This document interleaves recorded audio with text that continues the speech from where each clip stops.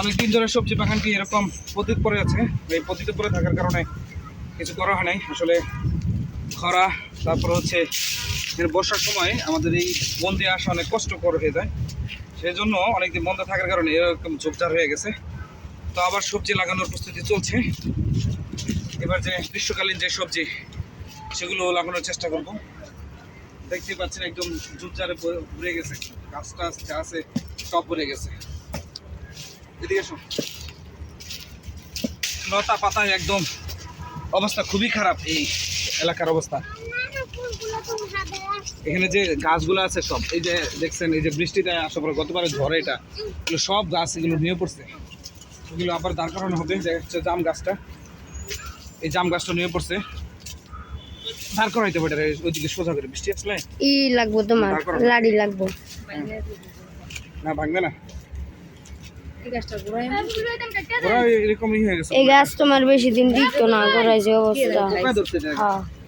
এই সব কিছু কিন্তু একদম পুরা ভ্যানিশ হয়ে গেছে এই কয়দিনে। অবস্থা টাইট, তোমার মন করে। আসলে সময় না দিলে, কাজ না করলে যে সব নষ্ট হয়ে যায় তার প্রমাণ কিন্তু আরো একটা জিনিস, যেটা হচ্ছে আমার বাগানটা।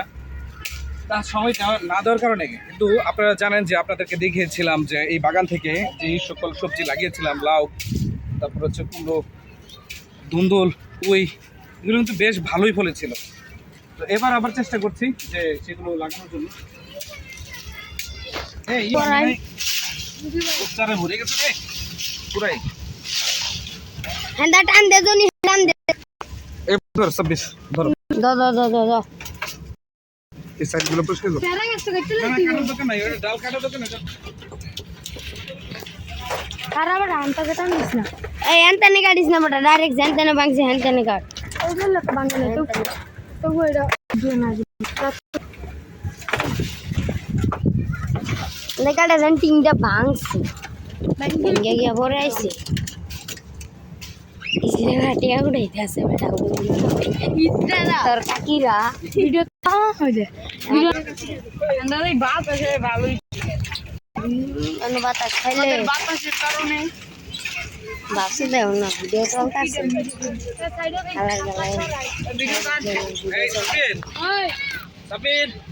গোড়াগুলো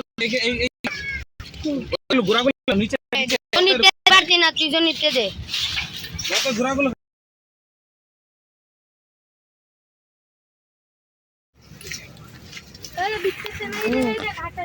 লেবু হয়েছে, এই যে লেবু। আসলে গাছ, যে কোনো প্রকারের গাছ থাকলেই আসলে সেখানে তো ফল ধরবেই, পাওয়া যায়। আর কিছু লেবু ঝরে যাচ্ছে দেখা যায়, এগুলো কারণটা কি? মা কাটা লাগতেছে। ওই তো বড় দিকে লেবু, ওই তো আমার রাস্তা দিয়েছে। হ্যাঁ,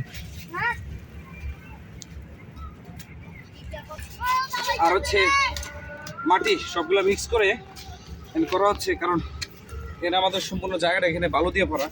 আর বালুতে তো এমনিতে চারাগুলো খুব কম হয়। তো এই যে এটা চারা ভালোভাবে বেড়ে ওঠার জন্য তো এই গোবর মাটি আর কম্পোস্ট সার কিন্তু খুবই উপকারী। কোনটি কাটে?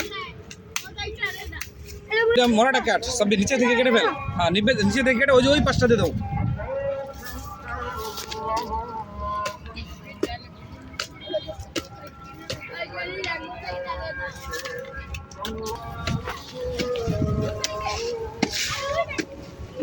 চুলের জোর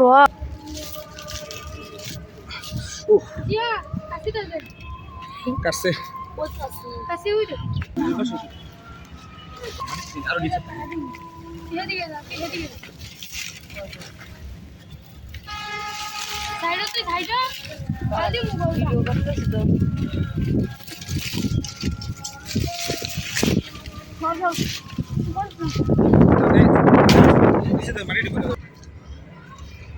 দুপুরবেলা এই বীজতলা তৈরি করে গিয়েছিলাম।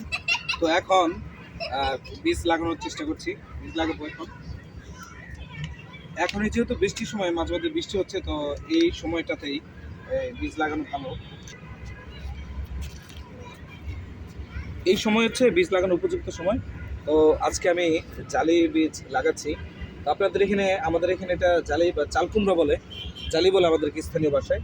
তো আপনাদের এখানে কি বলে যায় না, আমাদের এখানে স্থানীয় যে ভাষা আছে সেই ভাষাতে এটাকে জালিই বলা হয়। তো সেই বীজ লাগাচ্ছি। বিসমিল্লাহির রহমানির রহিম। যেহেতু গ্রীষ্মকালীন অন্যান্য সবজি আছে, তো সেগুলো লাগাবো। এই মুহূর্তে বীজ নেই, তো সেগুলো আবার কিনে আনতে হবে। যেগুলো বীজ ছিল সেগুলো কোথায় রেখেছি, অনেক দিন হয়ে গেল, তো সেগুলো মনে হয় আর খুঁজে পাচ্ছি না।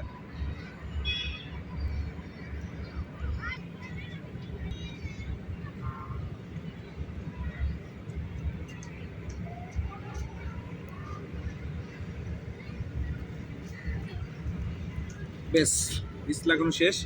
তো এখন যেটা হচ্ছে চারা হলে, এখন মাঝ মধ্যে যেহেতু বৃষ্টি হচ্ছে ভালো হবে, আর নয়তো এখন দিতে হবে, পানি দিতে হবে। তো অন্য বীজ লাগাইতে হবে, আরও বীজতলা আছে, তো সেখানে আরও বীজ লাগাবো।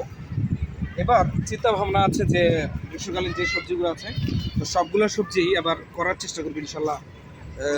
এই পুরো আমাদের বাগানছে সবের মধ্যে লাগাবো। এই পর্যন্ত দেখা যাক। তো বীজ লাগালাম, বীজ লাগানোর পরে চারা হবে ইনশাল্লাহ আশা করি। এরপরে আপনাদেরকে দেখাবো যে আমার সবজি বাগানের কি অবস্থা। এটা এখন পুরো খালি ময়দান, এটাকে পুরোটুকু টাল দিতে হবে।